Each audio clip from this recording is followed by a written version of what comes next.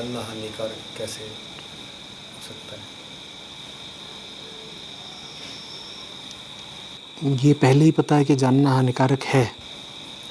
अच्छा जी, पिछले रविवार को आपका सेशन सुना था, तब कहा था जानना मस्ती भरा भी है और हानिकारक भी है। जो बात कही जा रही है, किससे कही जा रही है, यही पकड़ लो तो समस्या हल हो जाएगी। इतने विचार की ज़रूरत नहीं है। जानना हानिकारक है, किसके लिए?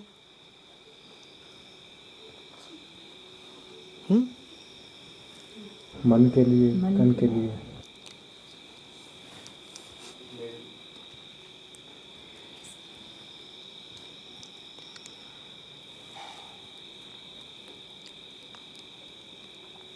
रोशनी हानिकारक है, किसके लिए?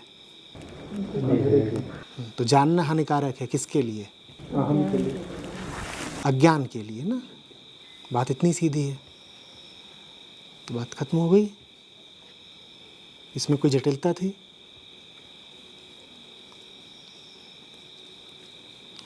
जिसने अज्ञान के साथ स्वार्थ जोड़ लिया है, जानना उसके लिए तो हानिकारक ही होगा ना।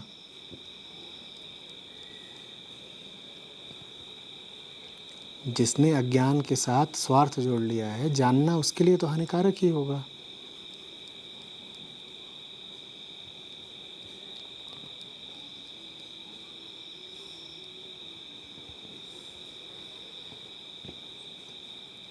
मैं अगर अज्ञान से जुड़ा हुआ है,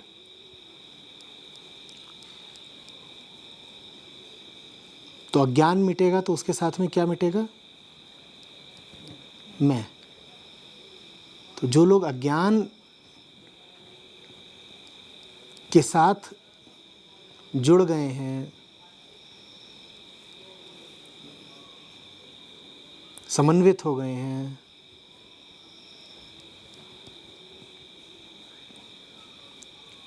समझौता कर चुके हैं, वो जहाँ ज्ञान देखेंगे वहाँ से तुरंत भागेंगे। इसीलिए बहुत लोग आध्यात्मिक चर्चा बर्दाश्त नहीं कर पाते।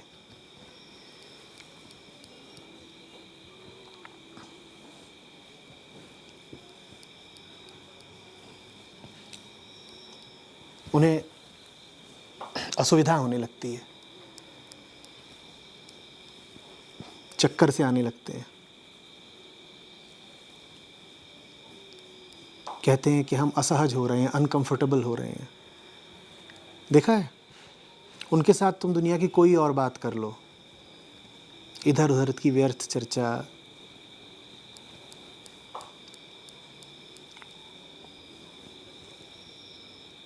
अप्रासंगिक, अर्थहीन, लाभहीन बातें,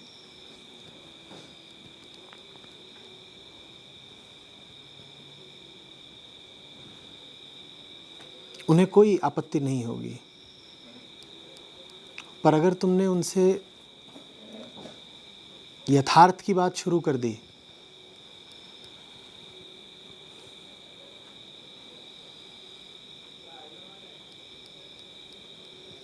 तो बिल्कुल ऊकबीक अनुभव करने लगते हैं।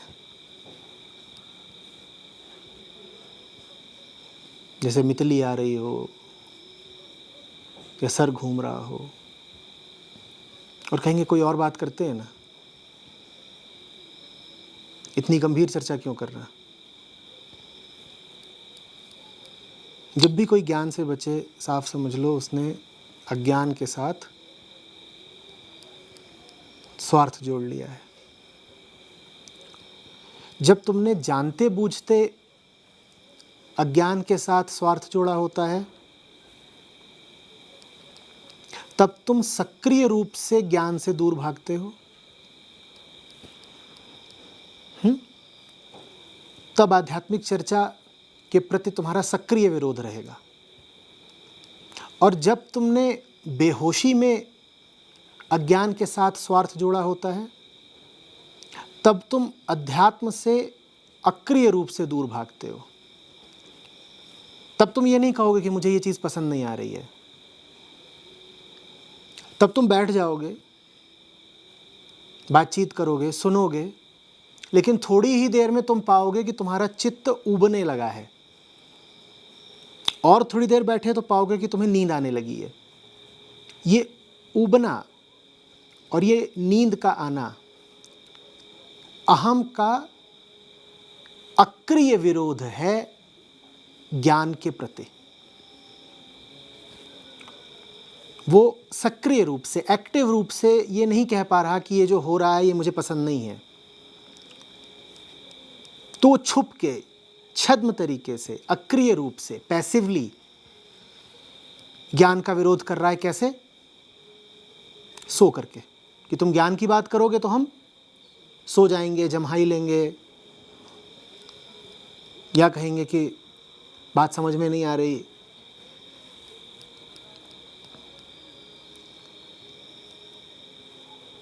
तो ज्ञान का विरोध इन दोनों ही तरीकों से अहम करता है।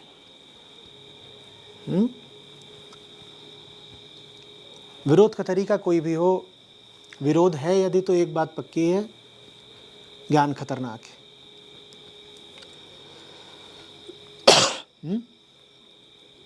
जिसको भी पाओ कि ज्ञान से दूर भागता है, बचता है, उसको जान लेना कि वो एक खतरनाक संधि कर चुका है।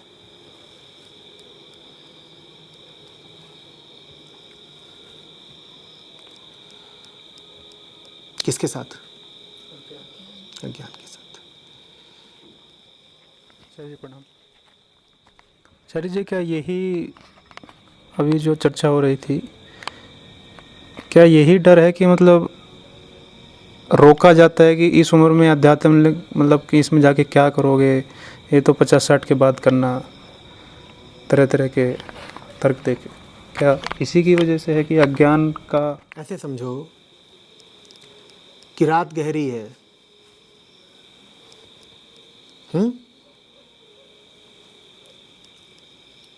और चोर घुसे हुए हैं तुम्हारे घर में,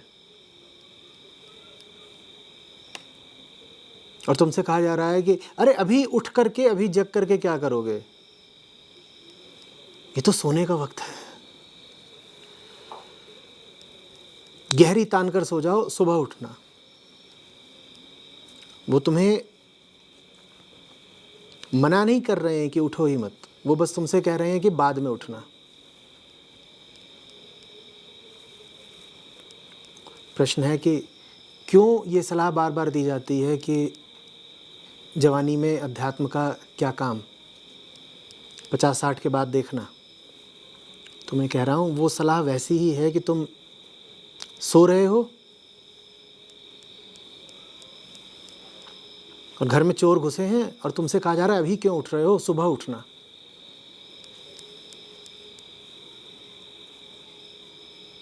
सलाह देने वाले भी चोरों के साथ लगता है कुछ साठगांठ रखते हैं। सलाह देने वालों का भी इरादा यही है कि चोरी हो जाए। बात समझ रहे हो ना? फिर चोरी के बाद तुम सुबह उठ भी गए तो अधिक से अधिक क्या कर लोगे? छाती पीट लोगे, रो लोगे, पर अब पछताए होत क्या, चिड़िया चुग गई खेत। और जो लोग ये सलाह देने आते हैं कि आध्यात्मिकता इत्यादि बुढ़ापे में देखना, वो वास्तव में तुम्हें यही सलाह दे रहे हैं कि जब जीवन बर्बाद कर लो उसके बाद जगना। 60 में तुम्हें कुछ बात समझ में भी आ गई तो क्या बीते हुए 60 वर्ष वापस ला पाओगे?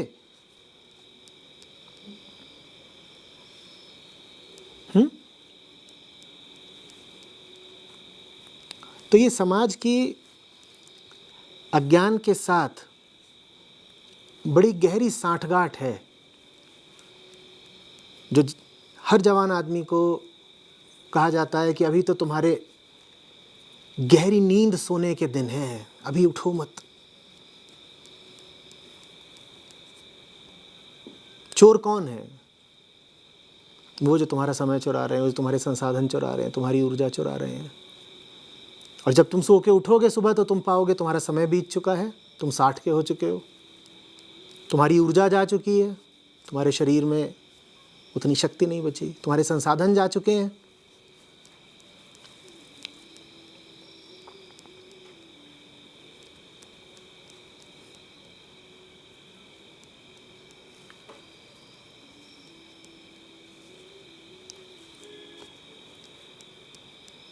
जीवन में सबसे अहम निर्णय तुम्हें कब लेने होते हैं? युवावस्था में। ऊर्जा और समय के बर्बाद हो जाने और लुट जाने का सबसे ज़्यादा खतरा कब होता है? युवावस्था में। तो चोरी की सबसे बड़ी संभावना कब है? युवावस्था में। तो जगना भी कब चाहिए? युवावस्था में। बुढ़ापे में तो तुम्हारे पास कुछ बचा ही नहीं है लुटाने को, कोई तुमसे लूटने भी क्या आएगा, जग के भी क्या कर लोगे?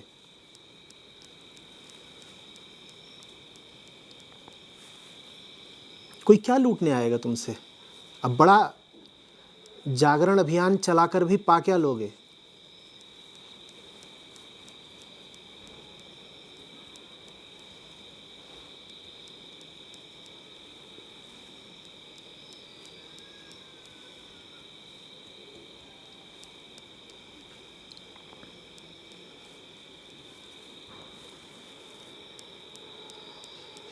पछतावा?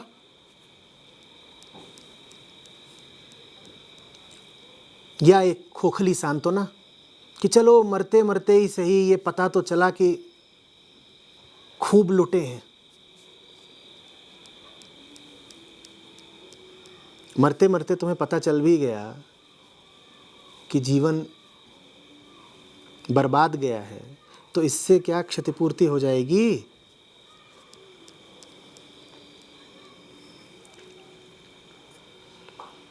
हो जाएगी।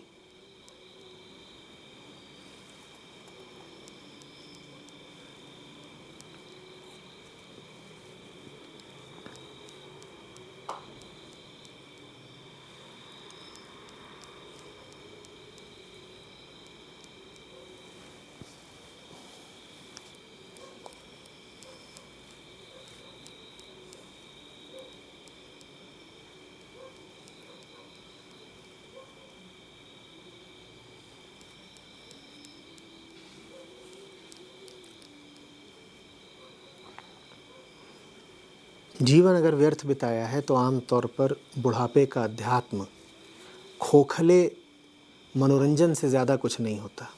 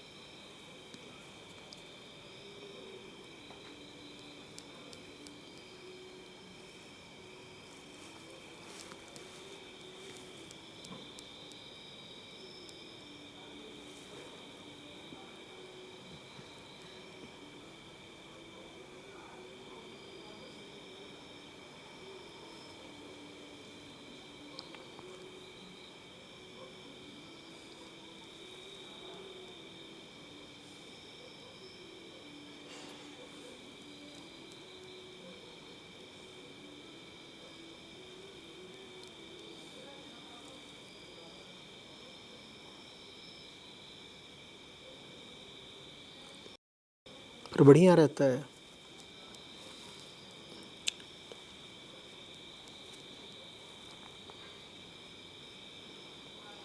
जवानी में पट्टे को बहक जाने दो, ऐसी गलतियां कर जाने दो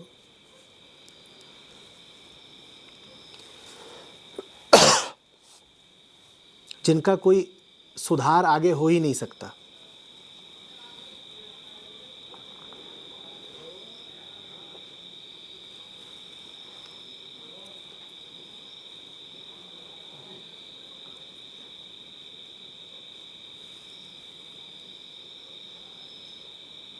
अब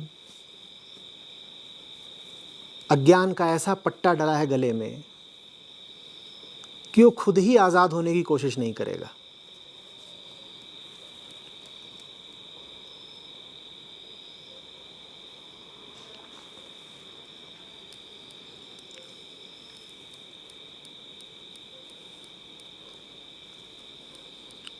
वो सब बड़ी से बड़ी गलतियां करते कब हो तुम? जब 20 के होते हो, 25 के होते हो, 35 के होते हो। 75 में तुम कौन सी गलती कर लोगे? 75 में तो मुंह से गलती शब्द भी ठीक से ना निकले, न पेट में आंत न मुंह में दांत।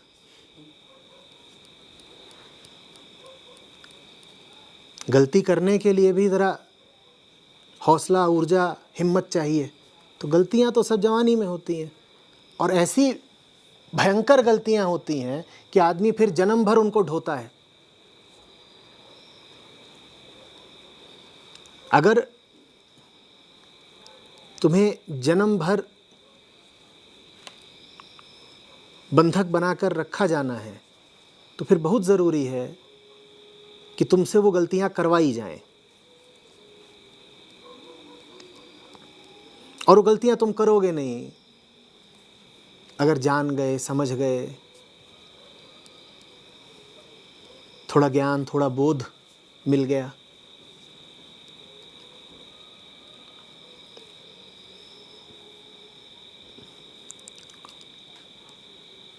तो एक चलन है,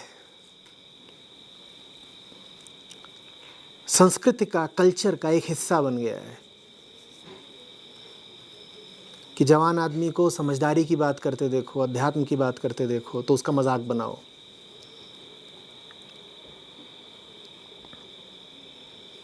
जवान लड़का अगर स्त्रियों का पीछा नहीं कर रहा है, उनको देख करके सीटियां नहीं मार रहा है,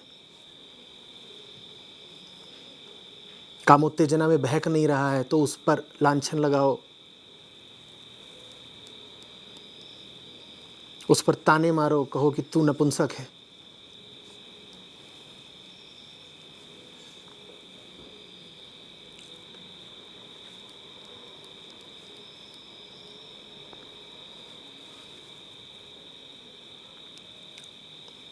स्त्री अगर संभली हुई है, पुरुषों पर जा जाकर फिसल फिसल कर गिर नहीं रही है,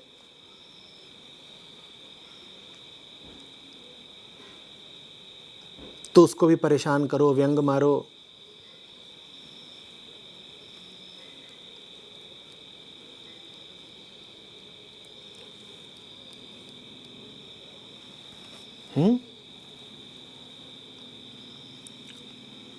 कोई धन लोलुप नहीं हो रहा है,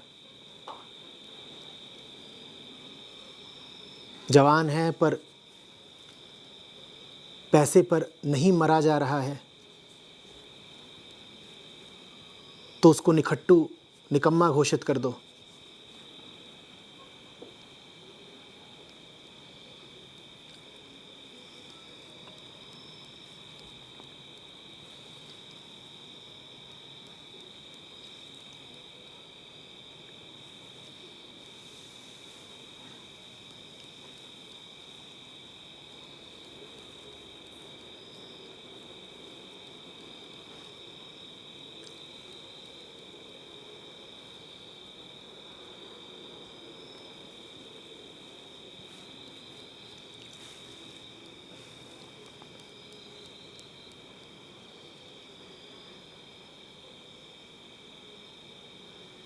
ऋषियों ने पुरुष का जो हमें अर्थ समझाया, और समाज और संस्कृति हमें पुरुष का जो अर्थ समझा रहे हैं, वो बड़े भिन्न हैं, बल्कि विपरीत हैं। ऋषियों ने कहा पुरुष वो जो प्रकृति का दृष्टा है। ऋषियों ने कहा पुरुष वो जो प्रकृति का दृष्टा मात्र है, लिप्त नहीं होता, बस देखता है, देखता है पर चिपक नहीं जाता। और समाज हमें कहता है कि पुरुष तुम तब हुए जब तुम प्रकृति के भोक्ता हो। ऋषि चाहते हैं कि तुम दृष्टा बनो। वो कहते हैं कि दृष्टा होने में तुम्हारा पौरुष है, और समाज तुमसे कहता है कि पुरुष तुम तब हुए, मर्द तुम तब हुए जब तुम प्रकृति को भोगो। निश्चित रूप से ये समाज ऋषियों के साथ तो नहीं खड़ा है। तो ऐसा समाज जो पुरुष की परिभाषा ही करता हो प्रकृति के भोक्ता की, निश्चित रूप से फिर दानवों राक्षसों का समाज होगा।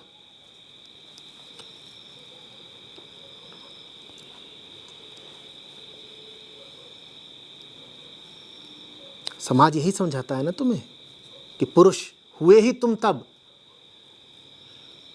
जब तुम में प्रकृति को भोगने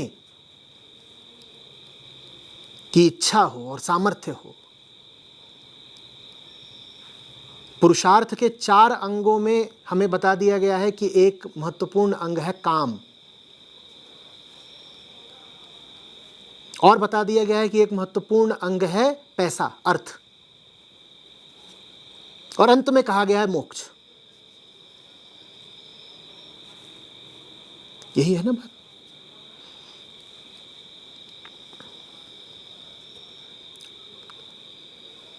तो घर, परिवार, समाज, संस्कृति, ये सब हमें सिखा रहे हैं कि पुरुष तुम तब हुए जब तुम अर्थ अर्जित करो, अर्थात पैसा कमाओ, और जब तुम काम अर्जित करो, अर्थात वासना में लिप्त हो जाओ। ये वाणी न गीता के श्री कृष्ण की है, न सांख्य योग की है। वो तो कहते हैं पुरुष तुम तब हुए जब तुम प्रकृति का एक निरपेक्ष दर्शन, अवलोकन भर करते रहो, साक्षी रहो, दृष्टा रहो। वो नहीं कह रहे हैं कि अर्थ अर्जित करो, पैसा कमाओ, काम अर्जित करो, संतानोत्पत्ति करो।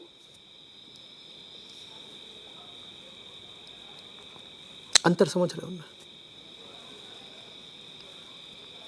हमारे घरों में भले ही देवी देवताओं के कुछ चित्र इत्यादि लगा दिए गए हों, त्योहार आदि मना लिए जाते हों, गाहे बगाहे भगवान का नाम ले लिया जाता हो, लेकिन हमारे घर अधिकांशतः आध्यात्मिक घर नहीं है। वो जो शिक्षाएं अपने बच्चों को, अपने युवा वर्ग को देते हैं, वो किसी कोण से आध्यात्मिक शिक्षाएं नहीं हैं।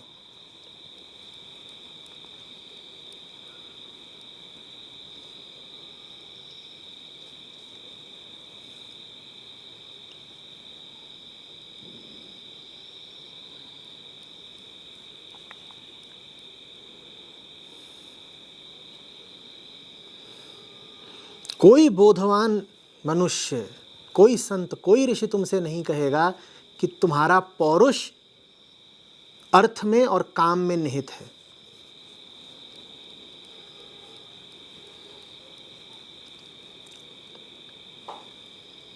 कोई बोधवान हितैषी तुम्हारा तुमसे नहीं कहेगा कि तुम पुरुष तब हुए जब बगल में एक स्त्री लेकर चलो।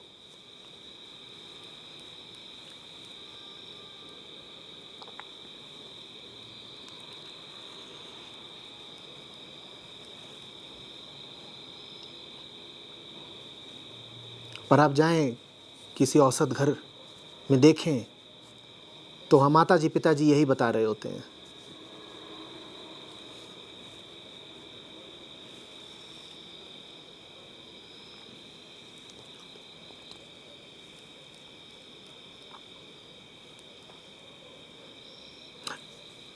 मैं नहीं कह रहा हूं कि पुरुष का स्त्री से संबंध ना हो, कि स्त्री पुरुष के साथ न चले न रहे।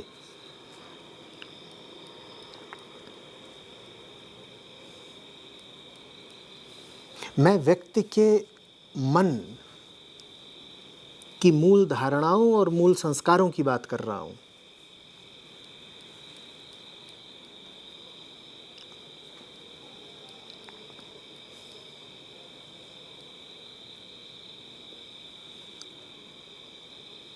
सर्वाधिक मूल्य की चीज न धन कमाना है, न काम कमाना है। सर्वाधिक मूल्य की चीज कुछ और है, और उसकी शिक्षा, उसकी प्रेरणा हमारे घरों में नहीं दी जाती।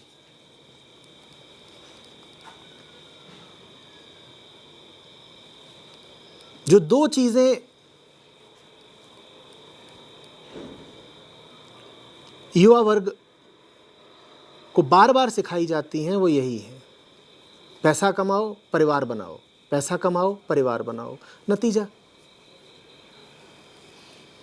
चारों तरफ पूरी जनसंख्या यही करती दिखाई दे रही है, पैसा कमाओ परिवार बनाओ, और यही करने में पृथ्वी महाविनाश पर आकर खड़ी हो गई है।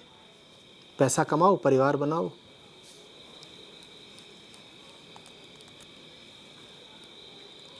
आग लगाओ।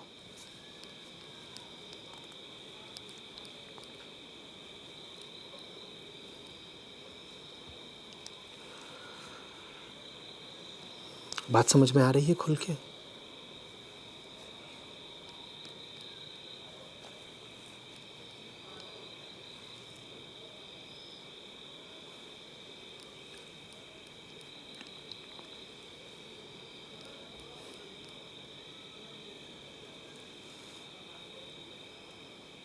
बल्कि अध्यात्म की करीब करीब डरावनी छवि बना दी जाती है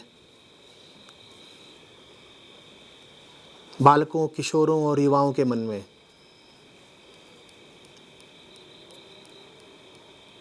तो जब मैं कॉलेजों में जाके युवाओं से बात करता था तो उनमें से एक तो बेचारे कांपते सिहरते खड़े होते थे और कहते थे, सर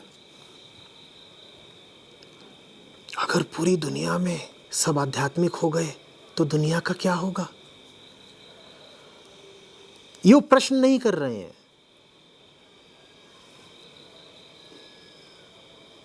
पूछ नहीं रहे हैं। अगर पूछ रहे होते तो उत्तर पाने से पहले ही इतना डरे कैसे होते? उत्तर उन्हें पहले ही बता दिया गया है। उन्हें बता दिया गया है कि आध्यात्मिक होना कुछ खतरनाक बात होती है, और 1000 में 2 ही 4 लोग हों तब तक ठीक है, ज्यादा लोग हो गए तो दिक्कत हो जाएगी।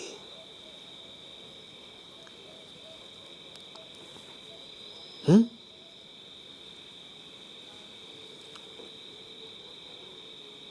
पचास कोस दूर तक जब भी कोई बच्चा रोता है तो माँ कहती है, बेटा चुप हो जा, नहीं तो बाबा आ जाएगा। अध्यात्म खतरनाक है।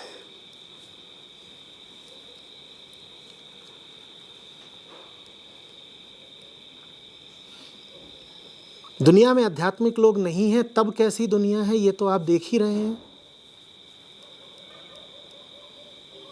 आध्यात्मिक हो गए लोग तो दुनिया जैसी भी होगी इससे तो बेहतर ही होगी। मुझसे पूछेंगे तो मैं कहूंगा बहुत बहुत सुंदर दुनिया होगी वो, जिसमें सब आध्यात्मिक होंगे।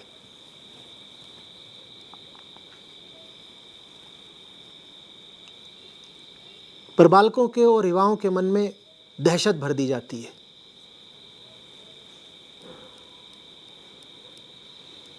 पति सत्संग में आने को निकले तो स्त्रियां चीत्कार करके उनके पैरों पे गिर पड़ती हैं, मैंने ऐसा क्या कर दिया है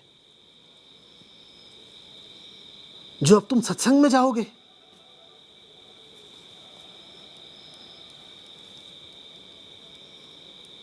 मुझसे क्या भूल हो गई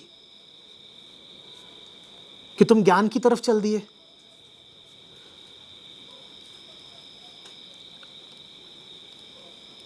मैं तुम्हें अज्ञान के इतने सुख दे तो रही हूं, वो सुख अब कम पड़ने लगे क्या?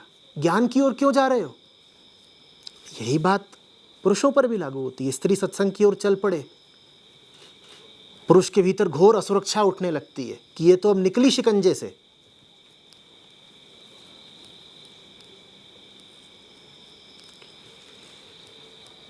तो समझ रहे हो ना साहिल, ज्ञान किसके लिए हानिकारक है? अज्ञान के साथ जिसके स्वार्थ जुड़े हुए हों।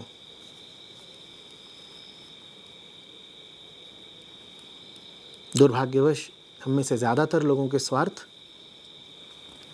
अज्ञान के साथ ही जुड़े हुए हैं। इसीलिए हमें बिल्कुल पसंद नहीं आता अगर किसी के जीवन में रोशनी उतर रही हो तो।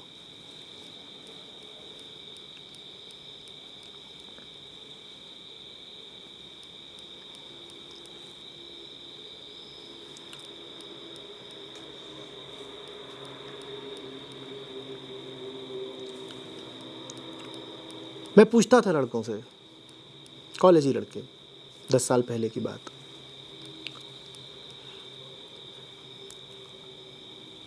तुम्हारे दोस्त कौन हैं, तुम क्या करते हो अपने दोस्तों के साथ? तो उत्तर आता था कि हमारे दोस्त वो हैं हम जिनके साथ मस्ती कर सकते हैं, हमारे दोस्त वो हैं कि जब हमारी लड़ाई हो जाती है तो तुरंत आकर हमारा साथ देते हैं। वो ये पूछते भी नहीं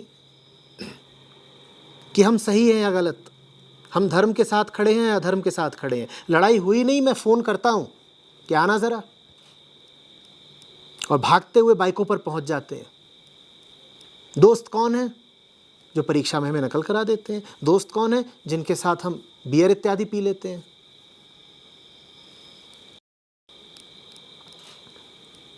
बात समझ रहे हो ना?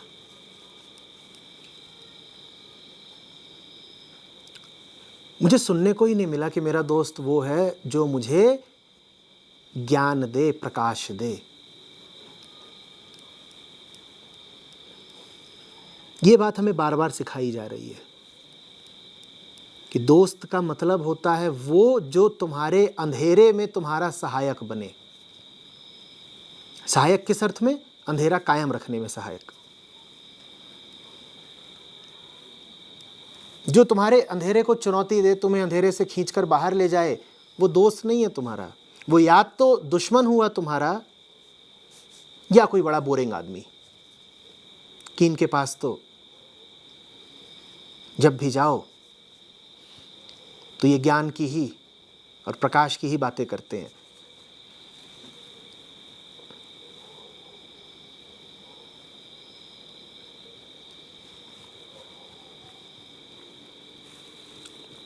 आप फिल्में देखें, आप किस्से सुने, पूरा कल्चर, पूरी संस्कृति सिखा ही यही रही है कि दोस्त माने वो जो तुम्हारे साथ तुम्हारे गुनाहों में भी शरीक हो जाए।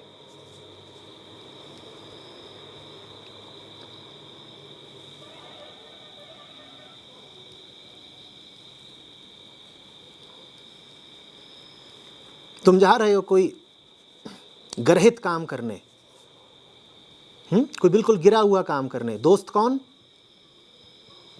जो उस गिरे हुए काम में तुम्हारा साथ दे दे। और ये बात बचपने से ही हवाएं और हवाओं में बैठे हुए संस्कार हमें सिखा देती हैं।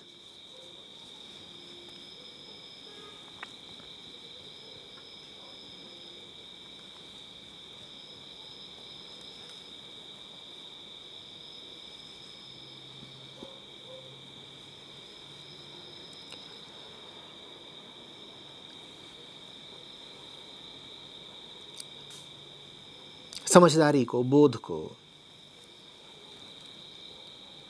ठप्पा लगा दिया गया है उबाऊ होने का, नीरस होने का। और अज्ञान को, लिप्तता को, वासना को, अंधेरे को चलन की चीज बना दिया गया है, फैशनेबल बना दिया गया है।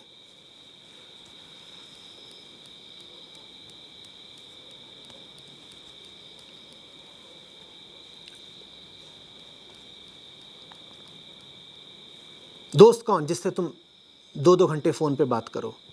अब 2 घंटे तुम किसी से ज्ञान चर्चा तो कर नहीं रहे, क्या कर रहे हो? ये जो घंटों घंटों फ़ोन पर बात होती है, इसमें गीता और उपनिषद तो बाँचे नहीं जा रहे। पर दोस्त वही जिसके साथ तुम 2 घंटे बिल्कुल घटिया तरीके की बातें कर सको।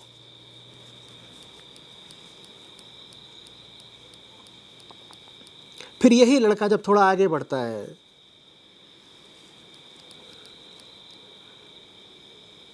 ये विपरीत लिंग के संपर्क में आता है। स्त्री है तो पुरुष की ओर आकर्षित होता है, पुरुष है तो स्त्री की ओर बढ़ता है।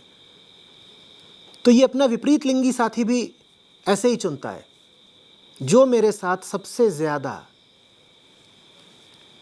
व्यर्थ बातें कर सके, बकवास में शरीक हो सके, वो मेरा मित्र है। जैसे फ्रेंड चुना था, फिर वैसे ही बॉयफ्रेंड और गर्लफ्रेंड चुन लिए जाते हैं। पैमाना, क्राइटेरिया वही रहता है।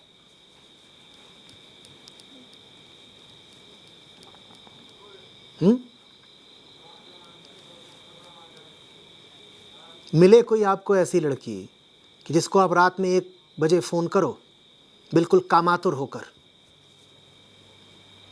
कामाग्नि में जलते हुए रात में 1 बजे उसको फ़ोन करा और उसने तुमको सुना दिया उपनिषद का शांति पाठ, तो शांति पाठ खत्म होने से पहले ब्रेकअप हो जाएगा? होगा या नहीं होगा?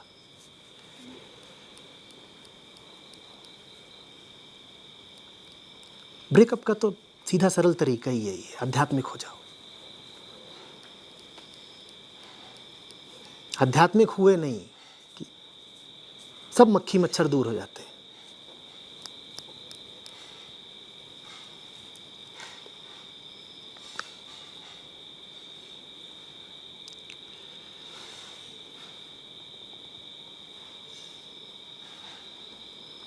कल तक यौन क्रीड़ा तुम्हें बड़ी आकर्षक लगती थी, बड़ी तृप्ति देती थी। तुम्हारा साथी तुम्हारे साथ रहेगा, तुम महीने भर के लिए उससे शारीरिक संबंध बनाना छोड़ दो, वो भाग जाएगा किसी और के साथ।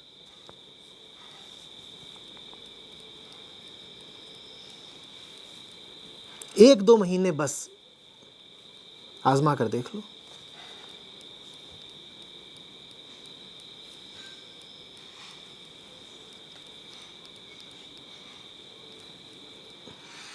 अब समझ में आ रहा है ज्ञान किसके लिए हानिकारक है? ज्ञान अंधेरे के लिए हानिकारक है। ज्ञान अंधेरे पर आश्रित संबंधों के लिए हानिकारक है।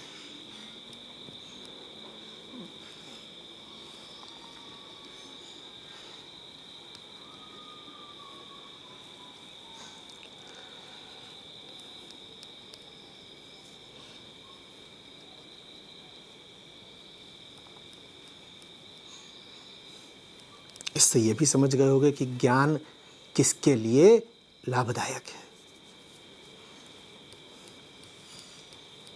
जो तुम्हारे जीवन में रोशनी लेकर आ रहा है, तुम उसको और मूल्य दे पाओगे जैसे जैसे तुम्हें ज्ञान होगा।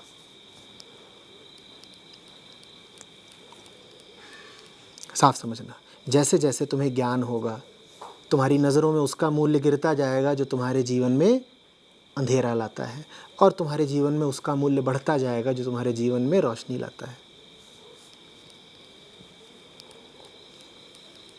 तो कोई है जो कहेगा कि ज्ञान बड़ा हितकारी है, और कोई है जो कहेगा कि ज्ञान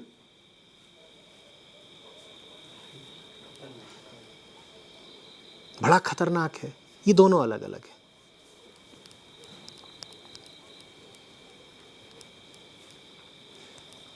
तुम्हारे जीवन में कौन होना चाहिए, कौन नहीं होना चाहिए, ये जानने का एक बड़ा सीधा तरीका चाहते हो? कहो तो बताऊं। बोलो।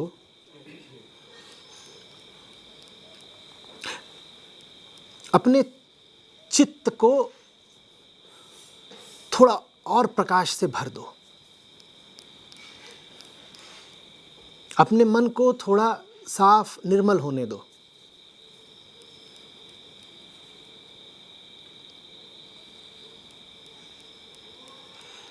संबंधों में स्वार्थ, वासना इत्यादि थोड़ा कम होने दो।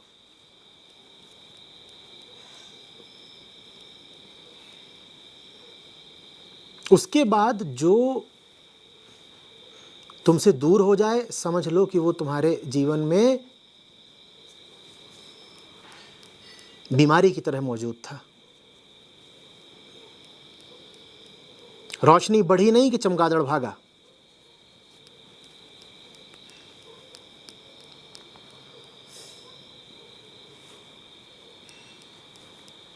और तुम्हारे चित्त में प्रकाश बढ़ने पर जिसको तुम पाओ कि वो और निकट आ रहा है, जान लो कि वो मूल्यवान है तुम्हारे लिए।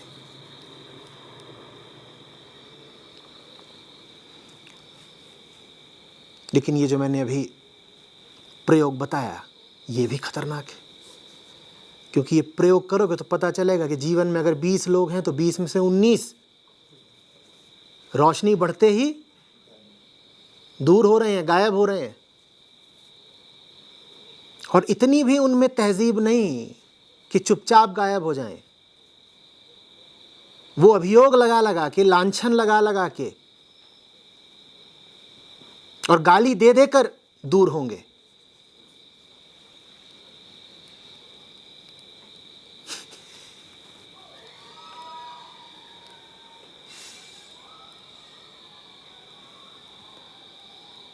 लेकिन वो जो एक होगा 20 में से, जो रोशनी बढ़ने पर तुम्हारे और निकट आ जाएगा, वो उन 19 की अपेक्षा हजारों गुना ज्यादा मूल्यवान है। उन 19 को उस एक पर वार दो, और वैसा एक अगर नहीं है जीवन में तो प्रतीक्षा करो, आएगा। प्रकाश बढ़ने दो, वो आएगा।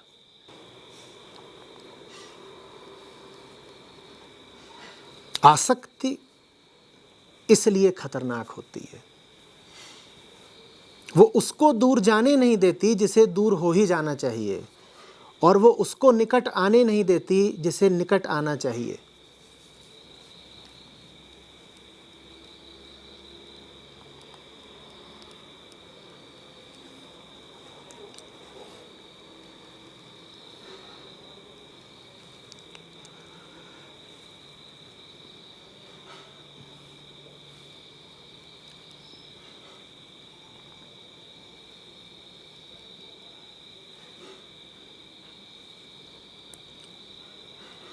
मामले तो ऐसे ऐसे भी होते हैं जहां यदि व्यक्ति को पता चल जाए कि प्रकाश आया नहीं, कि कुछ लोग, कुछ ढर्रे, कुछ संबंध जीवन से छूटेंगे, तो वो प्रकाश को ही अवरुद्ध कर देता है। वो कहता है मुझे पता है, अगर मैं जान गया, अगर होश आ गया, तो ये चीज़ें, ये लोग, ये रिश्ते विदा होंगे, तो इसीलिए मैं प्रकाश को आने ही नहीं दूंगा। मैं जानकर भी अनजान बना रहूंगा।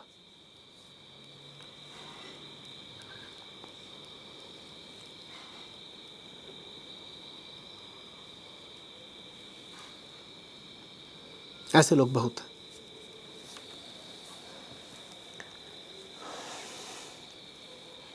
उन्हें अच्छे से पता है कि रोशनी आएगी तो कुछ मिटेगा, अंधेरा मिटेगा, इसीलिए वो रोशनी से बहुत खार खाते हैं। अब समझ रहे हो ना कि क्यों बहुत से लोग असहज हो जाते हैं जब तुम्हें मेरे पास आते देखते हैं। उन्हें पहले ही पता है कि वो अंधेरे के पक्ष में खड़े हैं, और उन्हें पहले ही पता है कि यहाँ बात रोशनी की है, तो वो जानते हैं कि यहाँ आओगे, रोशनी पाओगे तो उनका पत्ता कटेगा, तो वो असहज हो जाएंगे, बल्कि सक्रिय विरोध भी करेंगे। वो कहेंगे नहीं नहीं मत जाओ, क्या ज़रूरत है, तुम तो अभी जवान आदमी हो, पैसा कमाओ, सेक्स करो। यथार्थ जानने क्यों निकल पड़े? माया भी तो मजेदार है।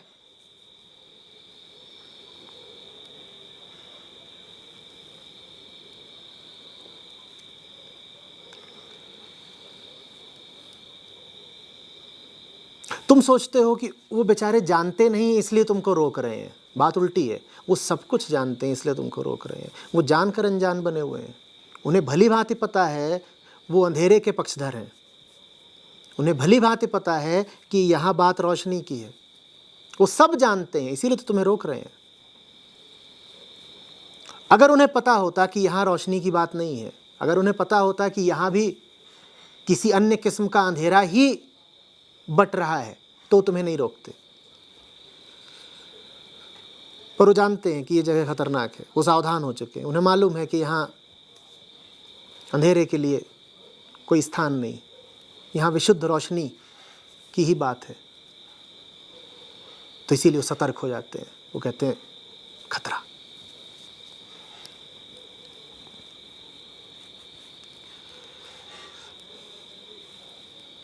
जिस दिन वो तुम्हारे यहाँ आने से सहमत होने लगे, आनंदित होने लगे, या तुम्हारे साथ ही यहाँ आने लग जाएं, तो जान लेना कि दो में से एक बात हुई है। या तो ये हुआ है कि उन्हें प्रकाश से प्रेम हो गया है, या फिर ये हुआ है कि यहाँ भी अंधेरा ही बटने लगा है।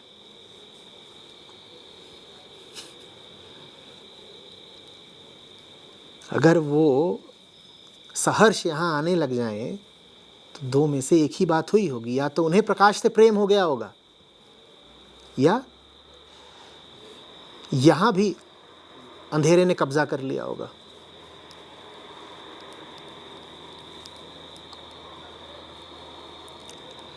मैं प्रार्थना करता हूँ कि उन्हें भी प्रकाश से प्रेम हो।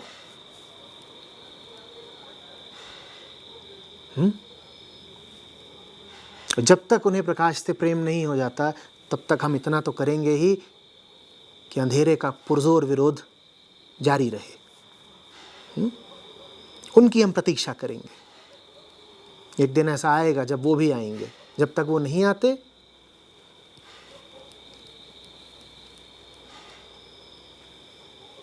तब तक हमें अपना नन्हा दिया तो टिमटिमाते रखना ही है ना।